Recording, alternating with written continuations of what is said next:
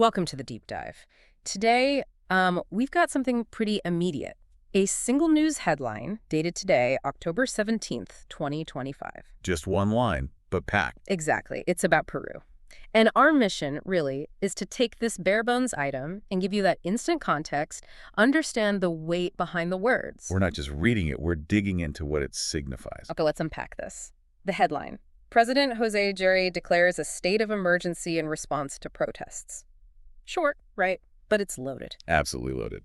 So we need to get past just defining state of emergency. What does this specific legal move mean in Peru right now? And, who's protesting? What's the risk for the president here? That's the core of it. With breaking news like this, especially internationally, it's not just what happened.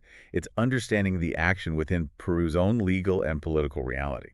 This declaration, it's a major escalation. It signals a shift from normal governing to, well, something quite exceptional, centralized power. We need to look at what lines were crossed for this decision. Right. So let's start there. The legal side. You hear state of emergency, and instinctively you think, okay, that's serious. It is serious. But what's the concrete impact in Peru? What rights are actually, suspended when President Jerí makes this call? Well, what's fascinating here is that a state of emergency, or estado de emergencia, isn't just a phrase, it's a formal mechanism. It's actually defined in the Peruvian Constitution, usually under Article 137. And that's crucial because it means it's a specific legal tool, not just some random power grab. It has rules. So it's within their constitution, but it still drastically changes things for people on the ground. It's not martial law exactly, but it shifts the power balance. Precisely. Yeah. It's meant to be temporary, usually limited to 60 days, although that can sometimes be extended. But for the average person in Peru, the immediate effect is suspending potentially 4 key constitutional rights. 4 key rights? Like what? We're talking about the right to assembly. Yeah. So protests. Yeah. They could become illegal overnight. Wow, okay. Then there's the inviolability of the home, which means authorities might be able to conduct searches without the usual warrants. Freedom of movement is another. That often translates into curfews, restrictions on travel. A big impact on daily life. Huge. And finally, personal liberty itself can be restricted. Arrests or detentions might happen under different rules. So let's say I'm running a small shop in maybe Cusco or Arequipa.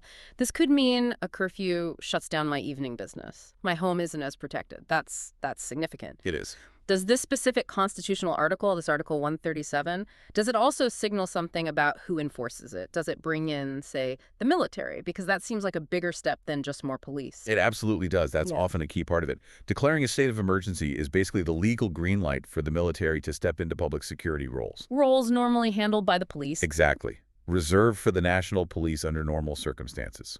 So for you listening, this is a critical point. The government is officially saying the police aren't enough. You're seeing a major shift in how the state is handling security, bringing the military into what is essentially a domestic situation. Okay, so if the government's taking such a drastic step, using the military internally, suspending rights, it tells us something about the protests themselves, right? It has to. Our source just says, in response to protests. That's pretty vague, but this kind of reaction suggests these aren't, minor demonstrations. What kind of issues in Peru usually cause unrest that's this severe? Severe enough to bring out the army? Well, we connect this to the bigger picture. Looking at Peru's recent history. This level of widespread unrest, serious enough for this response, it seldom boils down to just, say, simple economic complaints or single-issue things. Okay. Historically, the really volatile, destabilizing protests in Peru, they often fall into maybe 2 main buckets. Which are? One is regional conflicts, often tied to natural resources. Yeah. Think mining, gas, how the revenues are shared, environmental impacts. Big stuff, especially outside Lima. Right. Resource wealth is huge there. And the other big driver, deep-seated institutional corruption, when people feel the whole system is rigged or failing them. So we're probably not looking at something like student protests over university fees, for example. This sounds more fundamental, like a challenge to the state's legitimacy or its control over the country's wealth. I think that's a fair inference, yes. When the executive branch feels it has to declare a state of emergency, it suggests the protests aren't just, loud or inconvenient. They're seen as undermining the state's ability to function. How so? What might they be doing? Maybe blocking major highways, crucial for trade, or paralyzing economic hubs. maybe even targeting infrastructure linked to those resources we mentioned, like mines or pipelines. Ah, okay. The government, or at least President Jerí here, likely views the protesters not just as people voicing dissent, but as actors actively disrupting national stability, maybe even the economy itself. That completely reframes it, doesn't it? It shifts from being a public order issue, something for the police, to potentially a national security issue. And that shift is critical because it's the justification the government uses for grabbing these exceptional powers. Right. It also probably tells us something about the scope of the protests. A declaration like this. It's often needed when the unrest isn't just in one city, like the capital. It suggests it might be happening in multiple regions, more decentralized, harder to contain locally. Makes sense. Okay, let's pivot to the person named in the source. President José Jerí. This decision, invoking Article 137, it lands squarely on his shoulders. Absolutely, it's his call. So what does this do for him politically? Does it make him look like a strong leader, someone taking charge, restoring order, or does it paint a huge target on his back? Well, this raises an important question, doesn't it? It's about the long-term political cost of achieving short-term stability. The immediate goal is clearly to stop the disruption, get things back under control. But doing it this way, using emergency powers, deploying the military against your own citizens, that's a really high-stakes move in Latin America. It's the history. Exactly. There's a very fraught legacy around executive overreach and military involvement in domestic politics. When a democratically elected leader goes down this path, it can sometimes backfire. How? It can end up validating the claims of the protesters. If they're saying the government is authoritarian or refuses to listen, well, sitting in the army doesn't exactly scream dialogue. So he risks alienating people, losing support maybe from the middle ground or even internationally by seeming too heavy-handed. That's the risk. God. The moment the military is deployed on the streets, the spotlight gets much brighter.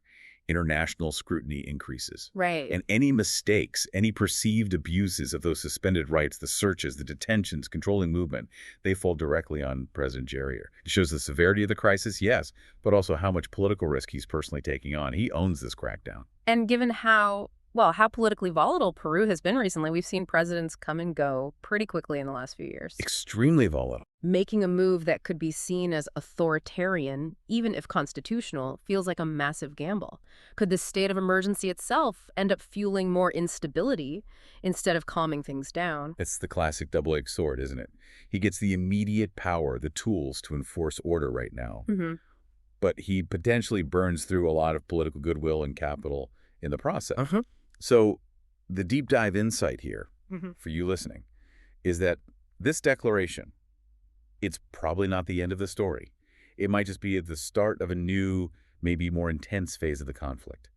The real test for Jerí starts now, with troops possibly deploying, and that 60-day constitutional clock ticking. Okay, so let's try and pull these threads together from just that one line of news. President José Jerí declares state of emergency in response to protests. Yeah. We can now see a much bigger picture. It points to a serious national crisis in Peru. Protests that are likely widespread, severe, and possibly rooted in deep issues like resource conflicts or corruption. Right. Issues strong enough to make the government feel fundamentally threatened. Which led President Jerí to use a specific, powerful, but also risky constitutional lever, Article 137, suspending key civil liberties possibly for up to 60 days. And crucially, authorizing the military to intervene in domestic security. All happening as of today, October 17th, 2025. That's the framework. That's the context you need to understand the gravity of the situation. It's not just another news item. It's Peru hitting a point where the government is choosing stability over liberty, using the most potent legal tools it has.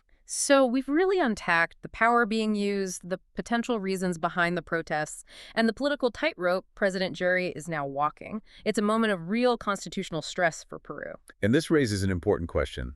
Something maybe for you, the listener, to think about as this situation develops. Okay. When any state, even a democratic one, faces major civil disruption, there's always a breaking point, isn't there? Yeah. A threshold. So what level of disruption? Is it blocked roads, economic paralysis, threats to government buildings? What level universally justifies a government saying, okay, for now, basic rights are temporarily on hold to restore order? That's a tough one. Where's that line? Exactly. It's that fundamental clash, that tension between keeping things stable and protecting individual liberties. And right now, it seems Peru is right in the middle of testing where that balance lies. A really crucial question to keep in mind. Thank you for breaking that down. A perfect way to frame the ongoing analysis. Glad to help unpack it. And thank you for joining us on this deep dive. We'll definitely keep tracking the context behind headlines coming out of Peru.